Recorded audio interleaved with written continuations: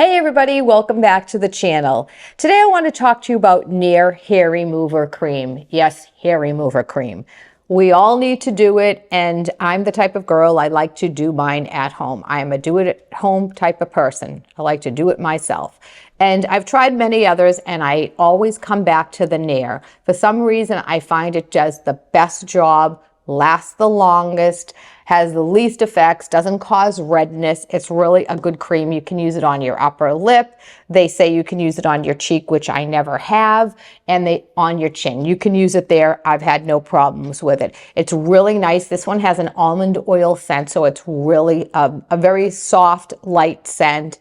Within 8 minutes, it's on, it's off. You can do it every few weeks, and I really, really love this product. It is not the most expensive. It's a few dollars, but it works the best, and I've tried them all. And I hope you'll give it a try. And if you do, please share in the comments what you think about this product. Hope you love it, and thanks for watching. Don't forget to like, share, and subscribe. And again, thanks for watching our channel.